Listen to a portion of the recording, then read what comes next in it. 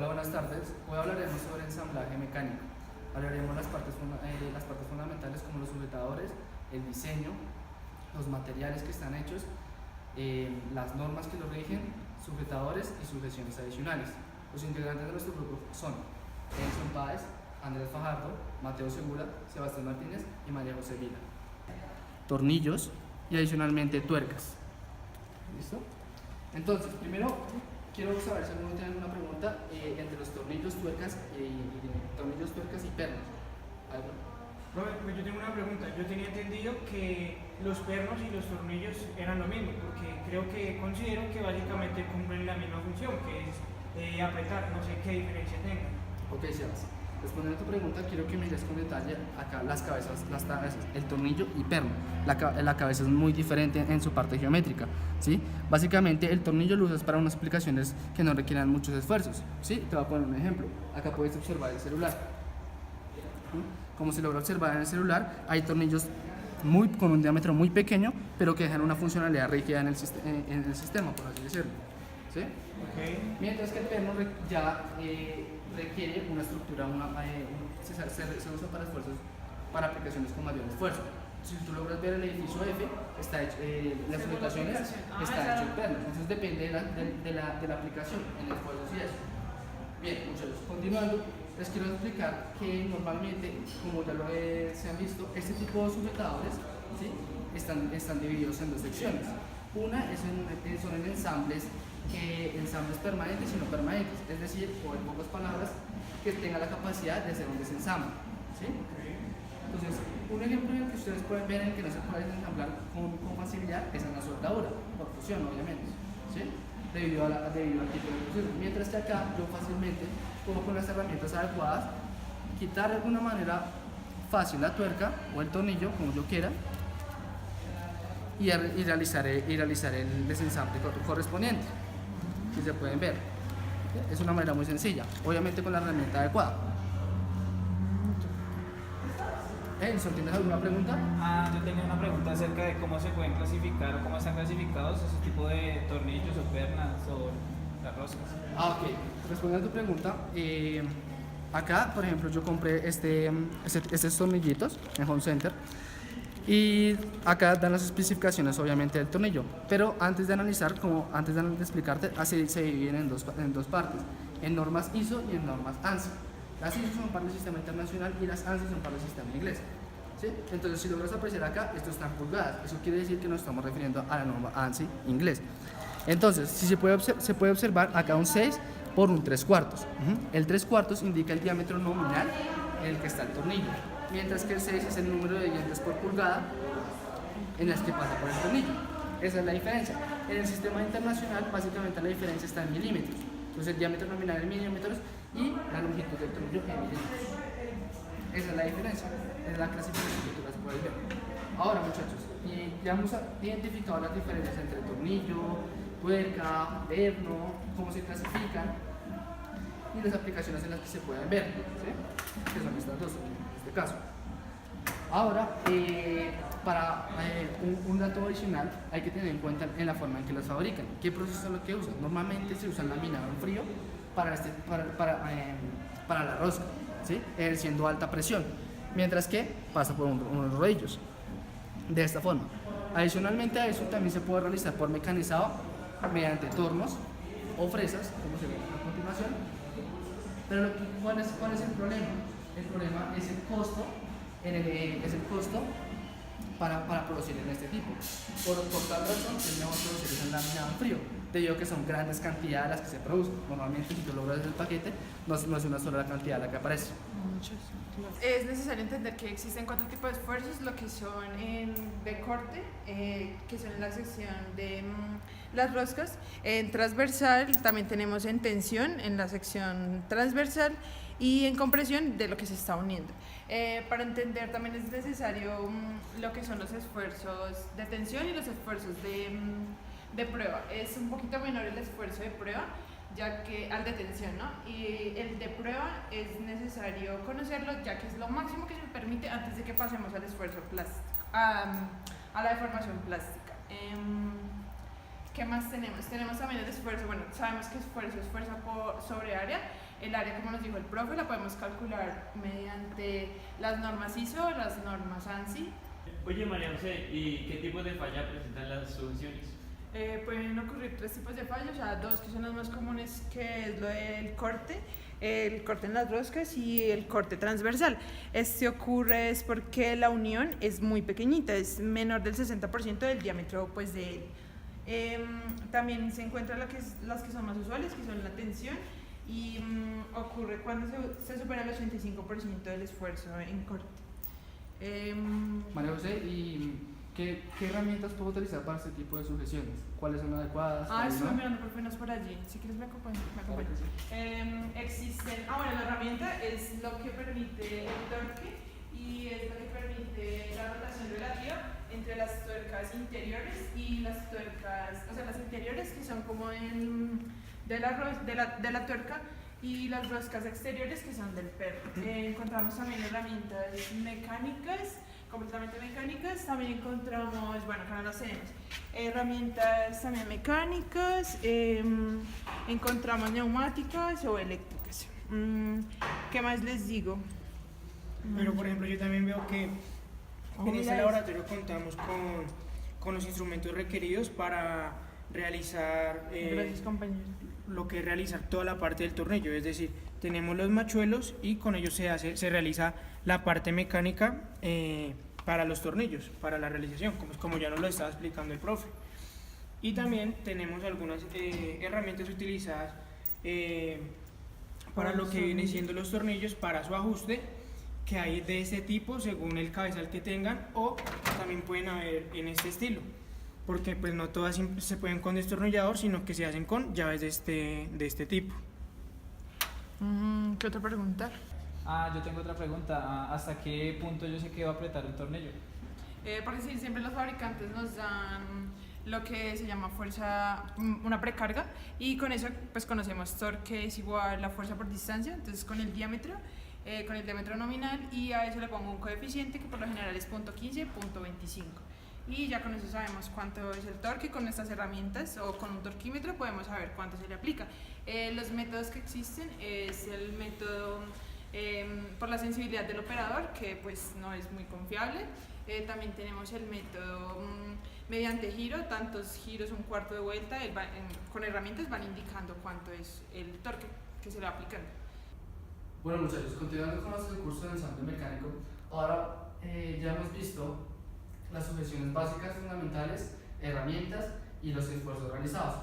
Ahora vamos a ver los remaches correspondientes. Para esto nuestro compañero Edison Páez nos va a explicar con detalle esta sección. Edison, por favor. Bueno, les voy a exponer acerca de los remaches. Los remaches son sujetadores que se utilizan para realizar uniones permanentes en forma mecánica. Los remaches tienen una gran ventaja debido a que son útiles para realizar varios procesos de producción a altas velocidades. También tiene ventajas porque son de bajo costo y tienen una buena confiabilidad.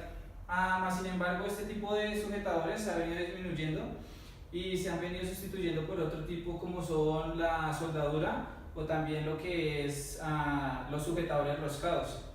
Como tal, un remache es una pieza, aquí pueden observar lo que es un remache. Un remache por definición es una punta que tiene una cabeza y no tiene rosca, el cual se utiliza para unir dos o más piezas, que posteriormente se va a obtener una cabeza como esta en el lado opuesto de donde se van a unir las piezas. Los remaches se pueden clasificar según el tipo de carga que va a soportar. Carga, como ya vimos, puede ser cortante, de tensión, de compresión, o también según la forma que tiene. Entonces se pueden clasificar según la cabeza, el diámetro, la longitud y el tipo. ¿A qué se refiere el tipo? El tipo se refiere a una serie de 5 configuraciones geométricas básicas con el cual que van a afectar la hora de que se va a recalcar el remache. Recalcar significa la hora que se va a apretar para pues posteriormente romper y crear la unión. Entonces estas 5 configuraciones geométricas serían lo que es sólido, este es un remache sólido, tubular, semitubular, bifurcado o por compresión. El remache bifurcado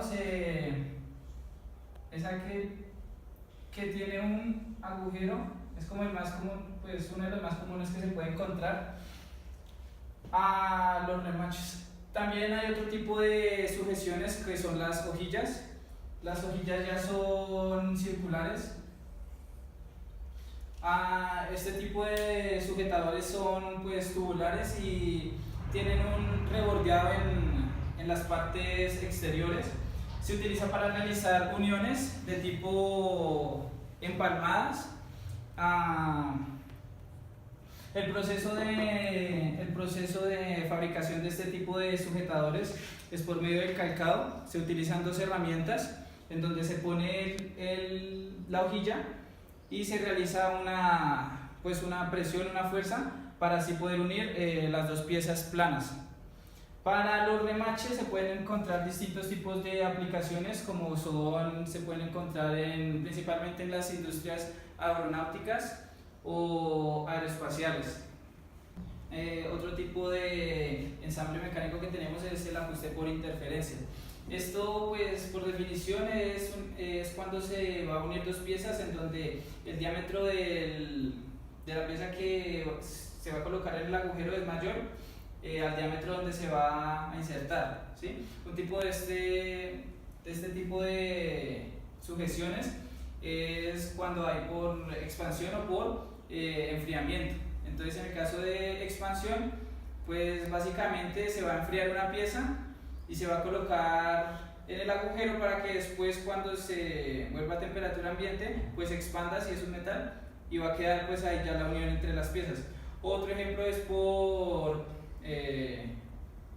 calentamiento, en donde se va a calentar la pieza, entonces se va a dilatar térmicamente, se va a colocar otra vez dentro del agujero y a lo que vuelve a la temperatura ambiente pues ya se unen las dos piezas. Una fórmula para realizar este tipo de unión entonces es con los diámetros. Aquí la pueden observar. Aquí podemos observar esta fórmula que relaciona los diámetros entre la pieza que va a ir en el agujero y las piezas que se van a unir. Y también está relacionando el coeficiente de expansión térmica entre los distintos materiales y la temperatura a las cuales están. Ok, vamos a hacer un breve recorderis. Entonces empezamos hablando de los tipos de sujeciones, los esfuerzos, los remaches. Ahora vamos a ver otro tipo de sujeciones especiales. Ahora nuestro estudiante Andrés Fajardo va a explicar con detalle esta sección. Andrés, por favor. Bueno, compañeros, para otro tipo de sujeciones mecánicas que existen en comparación a las anteriormente analizadas, se trata de el puntillado, del engrapado, el cosido y las clavijas. Bueno, para empezar, el puntillado y el engrapado son sujeciones metálicas en forma de U o tipo U, como se llama generalmente. Como pueden ver acá, estos son varios tipos de puntillas que existen generalmente en la industria. Bueno, para continuar entonces comienzo a hablar sobre el puntillado. El puntillado es un proceso industrial que tiene una alta velocidad de producción, ya que no requiere, como punto a favor, no requiere que las piezas que se quieren unir tengan un orificio prefabricado. Entonces, ¿esto qué genera? Que se trata de que solamente es de aplicar la puntilla y queda la unión entre los dos componentes o las dos piezas. Es un gran punto a favor. Además, bueno, ¿qué más les puedo decir? El puntillado generalmente se proporciona a través de pistolas neumáticas, lo que también provoca una fácil operación. Y generalmente ese puntillado se realiza en láminas metálicas y en bisagras en forma de U. Bueno, para continuar, lo que se viene son el engrapado. El engrapado generalmente se proporciona también a través de pistolas neumáticas y son grapas en forma de U generalmente para unir láminas, y este proceso se hace como se va colocando grapa y grapa con un pequeño espacio entre ellas para formar así tiras y hacer una sujeción más fuerte. Para continuar también tenemos el cosido, que es ampliamente conocido en la industria de la ropa. Como ya sabemos, el cosido trata de una aguja que lleva un hilo en su cabezal, esto con la intención de unir dos piezas o dos prendas. Bueno, como ya sabemos, generalmente se usa en la industria industria de la ropa para hacer las costuras. Bueno, para terminar ya están las clavijas. Las clavijas son sujetadores formados de alambre que generalmente tienen un diámetro entre 0.8 milímetros y 19 milímetros. La aplicación de esto básicamente son en piezas en flechas. Bueno compañeros, entonces para continuar tenemos el tema de insertos en moldeado y sujeciones integrales. Bueno, para comenzar los insertos se trata básicamente de introducir un componente adicional al moldeado que se tenía pensado. ¿Esto para qué? Para lograr una rosca interna, para lograr para lograr una unión entre las dos piezas y que sea una pieza integral, una pieza bien conformada. Por esta razón se utilizan generalmente roscas internas, roscas externas como en este tipo. Como acá pueden ver, acá es el tipo de rosca interna que se logra. Acá se logra denotar que se trata del molde y se trata de un componente exterior que se introduce antes de llevar a cabo el moldeado si se trata de plásticos y la fundición si se trata de metales. Bueno, y para concluir tenemos también el tema de sujetadores integrales. Esto básicamente se trata de la deformación de alguno de los dos componentes que se quieren en la sujeción, y esto con el objetivo de hacer una sujeción mecánica, lograr esta sujeción entre ellos. Para sujeciones integrales tenemos varios tipos. Como podemos ver acá se encuentran algunos de estos ejemplos.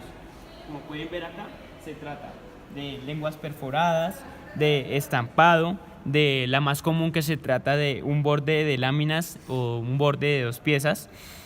También por último se pueden ver las flechas como se muestra, donde se introducen en una sección y se logra la sujeción entre estas dos piezas. Bueno, ya hemos hablado de casi todos los aspectos sobre el ensamblaje mecánico.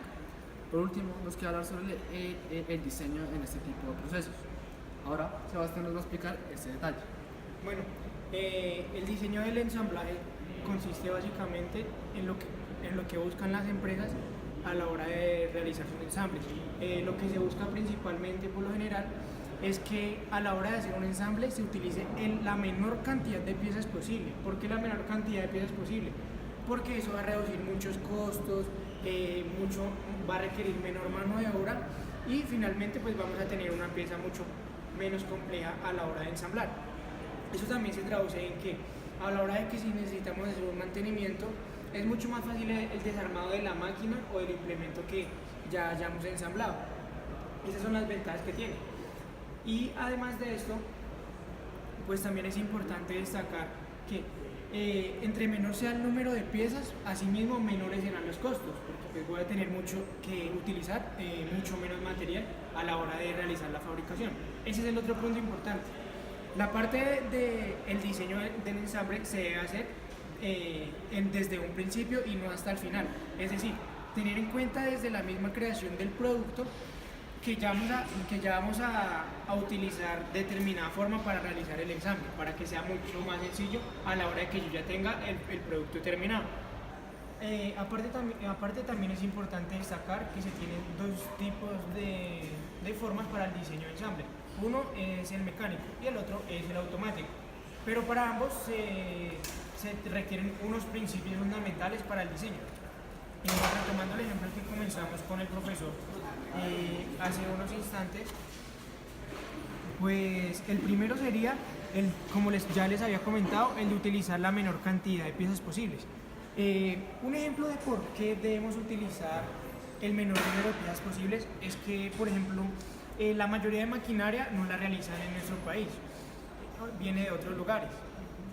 Entonces, si esto fuera una puente grúa a escala real, claramente no se podría traer así. Entonces, tener el menor número de piezas posibles sería lo más indicado para lo que viene siendo el transporte, y que cuando llegue se pueda realizar un ensamble de una manera más sencilla. Ese sería el primer principio, tener el menor número de piezas posibles para realizar el ensamble. Llegando tenemos el segundo principio, que es reducir el número de sujetadores. Como vemos en esta pequeña maqueta, tenemos bastantes sujetadores, es decir, vemos acá por toda esta sección tenemos sujetadores. Esta, al ser una pieza tan pequeña, En algún otro momento podríamos hacer un mejor diseño para tener mucho menos sujetadores, solamente lo necesario, que a la hora de armar y desarmar pues fuera mucho más sencillo. Es decir, por ejemplo, en esta sola sección podríamos haber reducido el número de sujetadores de 4 a 3 o posiblemente 2. Igual también depende de la funcionalidad y de la aplicación que le esté dando, porque muchas veces sí son totalmente necesarios el número de sujetadores que se ven. Hemos terminado con el proceso de ensamblado mecánico. Ahora, nuestros estudiantes que están en capacidades para saber diseñar, optimizar y optimizar todo tipo de costos. Adicionalmente, espero que hayan aprendido con este tipo de procesos y la utilidad que conlleva a cabo en la vida cotidiana. Muchas gracias.